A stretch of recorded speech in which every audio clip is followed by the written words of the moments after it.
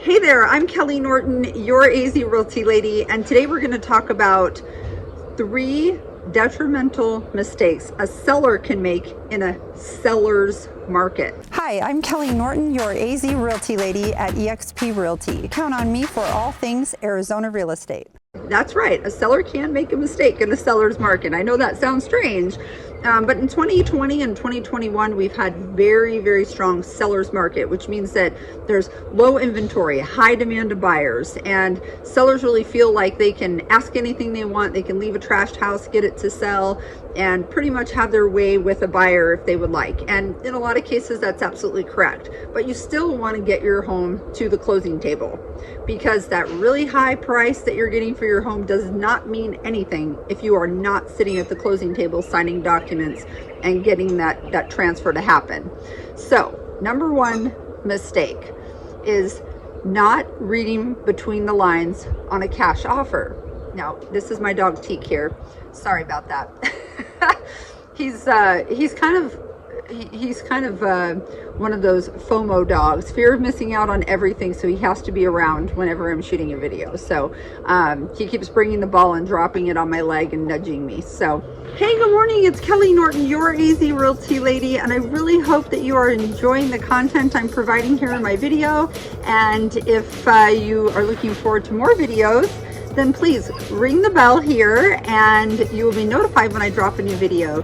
Thank you so much. Please subscribe to the channel as well, and I'll keep updating you with useful information on the Arizona real estate market. You can always text me or call me, email me too. I'm here to help, so feel free to reach out at any time. Thanks so much. Take care.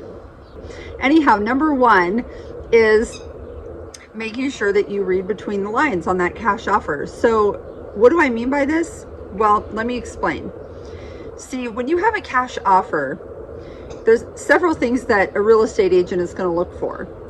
A cash offer can close realistically within 3 to 5 days. If there's an HOA, sometimes it takes a little bit to get the HOA information back. The title research, it can take a day or 2. But realistically, you should be able to close that within a week, within 5 to 7 days. So if we have a cash offer that's showing that they were closing in 30 to 45 days, something's not quite right there. And you want to make sure, and number 2 that I'm going to talk about is making sure you have the right real estate agent.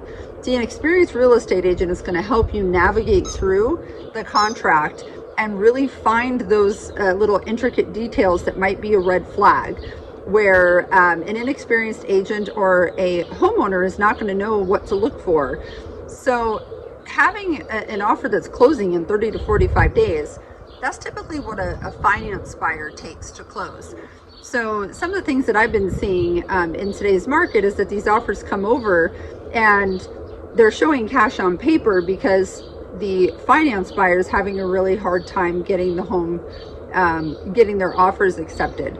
So they align with a cash buyer that's going to either assign it to them or going to purchase it for them and then do the financing for them. The problem with that is, yes, it still could be cash closing on the home, but now you have another party that has to make decisions on it. So you don't just have one buyer, the cash buyer, that's doing inspections and looking at the house, making decisions, and could potentially get cold feet.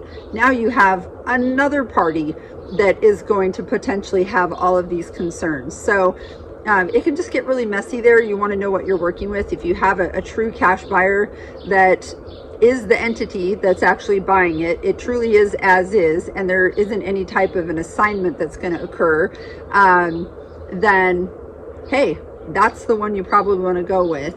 So just things that you want to look for in those cash offers. They aren't always exactly what they appear on paper, so you need to make sure you have the right representation so that these things can be kind of pulled out of the contract and the right questions asked of that buyer's agent. So that brings me to number 2. Make sure you have a good team on your side. So you want to make sure that you have an experienced real estate agent and somebody that really does know how to interpret the terms in a contract. Also, when there's a finance buyer, they've got to know what questions to ask of that lender. Lenders don't have to give you information, But if it's asked in the right way, a lot of times they will provide that information. Sorry, a little windy out here. They will provide you the information if it's asked in the proper way. And again, there's so many hurdles in a seller's market that you have to get through. Appraisal is a huge one. So when we're looking at an offer, and let's say your home's listed for 400 and we get offers for 410, and then we have an offer for 460, but the 410 offer is waiving the appraisal contingency and taking the house as is, but the 460 offer isn't. They're not taking it as is, and they're not waiving the appraisal contingency. That means if it appraises for 400, that buyer could cancel. So that 450, 460 meant absolutely nothing. But your 410 offer, that one was guaranteeing you that price because they agreed that if it appraised for less than that 410,000, that they would pay the difference in cash. So it's really important to make sure that all of these things are being looked at.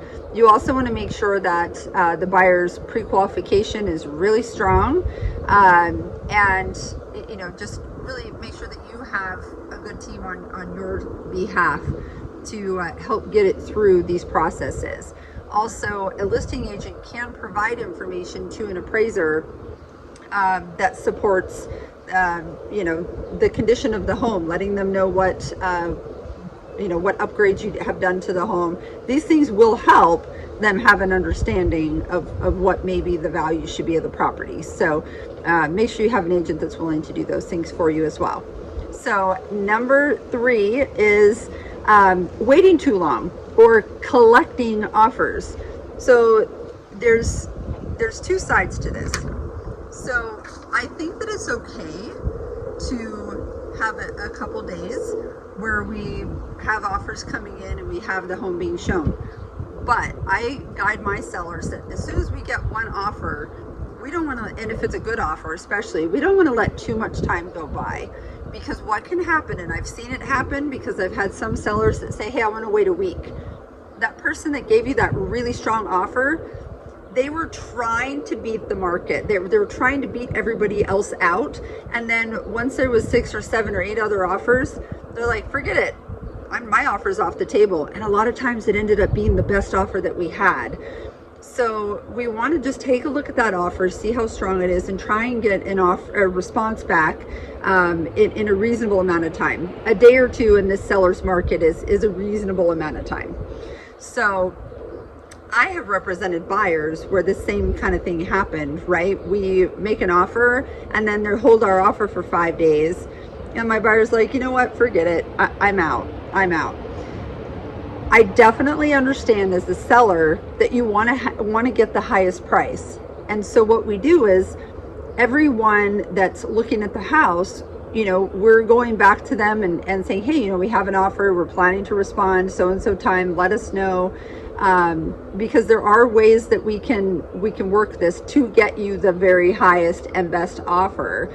And we can use that first offer to do that, saying, hey, we have an offer, so let's see what else we can get. But if you wait too long, you do risk losing that first buyer. So it's kind of a delicate dance. And again, you want to make sure you have an agent on your side that has been on both sides of a transaction and really understand what each party is going through, so they can explain the pros and cons and help weigh it out for you on what is going to be the best decision for you. All right, well, I'm Kelley Norton, your AZ Realty lady. I hope you found all this information wonderful and useful. If there's anything I can help you with, or if you have a home that you're kind of wondering what the market value might be, because it is a great seller's market right now and our values have gone up just in the last 6 months. I've seen price increases 8-10%, 15% in some areas. So yeah, just feel free, call me or email me, shoot me a message. I'd be happy to kind of give you an idea of what homes are selling for in your area. Thanks so much. Have a great day. Hi, I'm Kelley Norton, your AZ Realty lady at EXP Realty. Count on me for all things Arizona real estate.